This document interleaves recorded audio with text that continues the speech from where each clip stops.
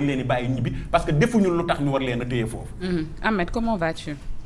Ça va alhamdulilah. lu bees. ça va sant maa ngi nuyu téléspectateurs yi ak internautes yi ñëpp ñu ngi suivre un peu partout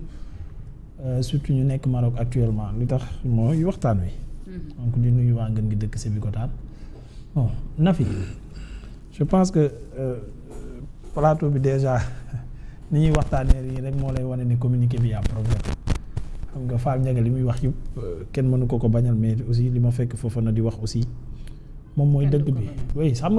nga yaa le fond et la forme xam nga ci forme bi déjà forme bi liñ ci mën a njëkk a war a wax ne moo ci war a jënd mooy c'est la diplomatie. Et en diplomatie terme bu la neex définir ko mais définition bi ñëpp nangu dëppoo ci moom mooy c'est la courtoisie. Maintenant par courtoisie manoo ñun ñu jël Coupe d'Afrique même bu ñu ko jëlewul woon sa dëkk même bu ñu footballul woon ak sa dëkk par courtoisie ngay wax ak ñun li njëkk mooy nga féliciter maintenant ci fond bi comme ci suñu ci félicitation dafay compliqué loolu benn la et li tax mu gën a garaaw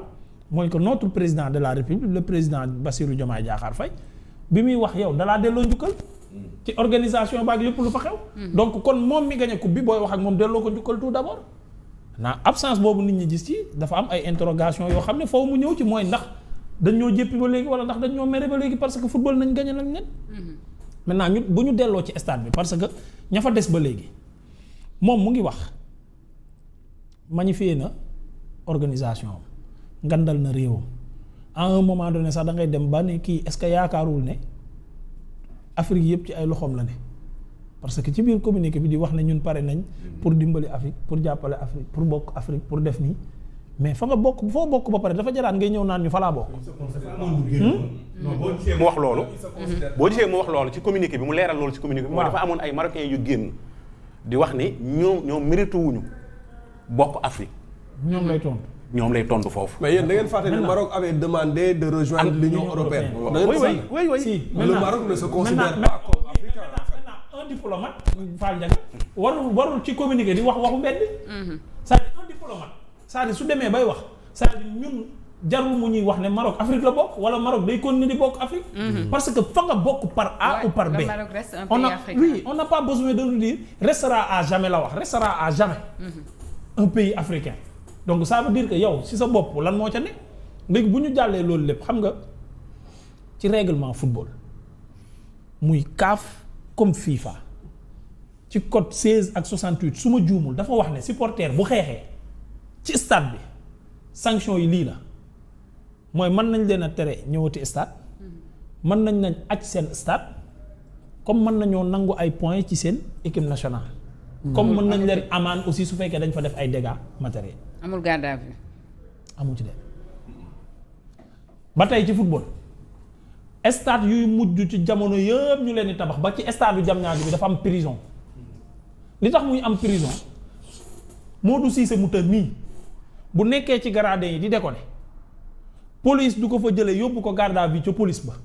dañ koy jël tere ko match bi garde à vue ko ci stade bi bu match bi jeexee ñu tijji ko mu ñibbi. Ouais. c'est-à-dire Pikine pour bañ mu continuer yàq match bi moo tax ñu ne stade yëpp léegi dafay am prison kuñ ci jàpp dañ lay yóbbu ci prison bi bu match bi tasee dañ lay bàyyi nga ñibbi lii mooy règle yi waaw léegi ñun lu tax suñuy supporter stade boobu stade bu moderne la am na yaakaar ne kon am na bépp commodité boo xamante ne FIFA da koy demander stade dernière génération yi léegi lan moo tax ñu jël xale yi yóbbu ñu leen ci case ba nekk foofu ci stade bi yóbbu leen ba tëj leen feneen ba tey ji ay àtte di war cee am loolu moo dul dëgg loolu moo dul nag loolu nag su ab nit génnee ci diplomatie di wax loolee lépp waxu ko di kañ boppam di tagg boppam ça pose problème ñi mu doon waxal nag wax dëgg yàlla ñun am nañ stade bu rafet de amuñu ci yu bari mais am nañ ci bu rafet te suñu joueurs yi tàmm nañ stade bu rafet loolu jaaxaluñu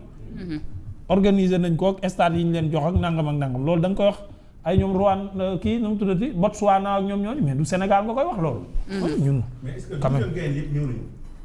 du ñëpp a ñëw de am na ñu fa ne. non am na ñu fa ne loolu tax waa bon supporter di manière supporter mixte xam nga AS Lébu gi mi ngi fa woon parce que waa Lébu gi ñoom am nañ fa ay nit. voilà 12e gaynde ñi ngi fa woon Allez Casa ñi ngi fa woon du ñàkk rek c'est un peu de partout bu ñu teg loxo ba ñu mat 18 en tout cas ak lu ñu ci mën a jàpp rek il faut juste retenir que jarul ñuy gën a xëmb taal bi premièrement parce que ça n'arrange pas les Sénégalais qui sont là-bas mais deuxièmement aussi c'est pas à notre faveur ñuy gën a wax ay wax yoo xamante ne nii dafay attiser tension yi am ci diggante Sénégal ak Maroc je dirais même pas Sénégal ak Maroc sénégalais ya nekk foofu ca biir Maroc peut-être ak marocains yi alors on va avancer peut-être et parler de la rentrée des cours et tribunaux démb gis nañu le président de la République mu présider cérémonie officielle boobu lay nga xamante ni mooy marquer la rentrée solennelle des cours et tribunaux mu nekk am moment majeur nag ci vie wu institutionnelle beeg vie judiciaire bu réew mi alors on l'a tous vu hier Momo rentrée ba daal cour yeeg tribunaux yi dugg nañ Diomaye def ca itam ab discours bu am solo ndax mi ngi wax ni rendre des décisions dans les délais raisonnables en toute indépendance et en toute impartialité loolu la ñuy xaar xëy na ci magistrature bi waxaat itam ni une justice numérique indépendante et plus proche des citoyens bokk na ci li ñuy xaarandi ca ñooñee nga xamante ni ñoo nekk ca tu àttekaaya. waaw xam nga cette cérémonie d'hier dafa marqué li nga xamante ni moom mooy le démarrage le début d'une année judiciaire une année judiciaire bu nga xamante ni dafa marqué dafa am ay défis yu bari yu nga xamante ni le pouvoir judiciaire war na ko relever le bâtonnier en a parlé le premier président de la Cour suprême en a parlé ñoom ñëpp moom le président de la République nga xamante ni moom mooy présider conseil supérieur de la magistrature wax na ko mooy défi yi daf ci bokk li nga xamante ni moom mooy protéger les magistrats ñoŋal seen liggéey ba décision yi nga xamante ni mën nañu ko rendre ko en toute impartialité mais aussi bu ñu ko rendre aussi ñu mën a nekk ci jàmm et j'ai l'habitude de dire que ñun Sénégal ñun ñëpp nous commettons le délit de kii nu tuddati de commenter les décisions judiciaires. Parce de commenter oui parce que décision judiciaire tey am na benn taxawaay bu nga xamante ne tey waruñu koo am ci décision judiciaire yi mais à chaque fois bu benn décision amee rek ñun ci plateau bi ku ci nekk dina ci wax xalaatam ku ci nekk dina d'accord bañ a d'accord et ça pour man les décisions judiciaires et ça c'est un délit sax donc loolu nag li ko waral mooy les hommes politiques ñoom ñoo fragiliser li nga xamante ni moom mooy le métier des magistrats ñoom ñoo bëgg a crétiniser li nga xamante ni moom mooy liggéeyu magistrats yi fii ci Sénégal moo tax askan wi jàpp ne magistrats yi ils ne sont pas indépendants je l'ai rappelé hier tey bu fekkente ne un magistrat qui a fait 30 à 35 ans de carrière nga xamante ne àddunaam yëpp ci magistrature la ko def tey mooy toog wax def conférence de presse wala mu wax li nga xamante ni moom mooy ay loi ak ay règlement parce que ci la ñuy tënku benn Momo Cissé buy jaay garab fële nga xamante ne xamul A xamul B moom mooy ñëw ne magistrat bi li mu wax dara du ci dëgg indi ay waxam waxu kooku noonu la ñuy gëm bàyyi waxu magistrat bi nga xamante ni il a passé toute sa carrière ci li nga xamante ni moom mooy magistrature et loolu noonu nag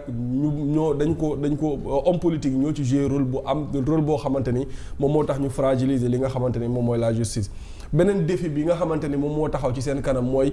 numérique bi xam nga tey je prends juste un exemple muy affaire bracelet yi par exemple tey waroon nañu fexe ba maanaam bracelet yi mu accessible à tout le monde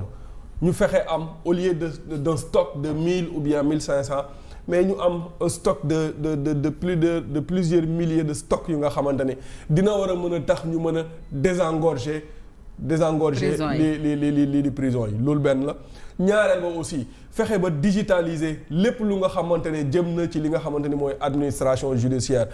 et le président de la Cour suprême l'a rappelé hier mooy conseil constitutionnel liggéey bi nga xamante ni mu ngi koy def ci digitalisation mooy affaire parrainage contrôle des parrainages yeeg yooyu noonu donc ñoom ñu ngi def avancé tuuti ñu ngi teg ay jalons mais dafa yéex. Il faut une justice beaucoup plus outillée. Oui, il faut beaucoup plus outillée.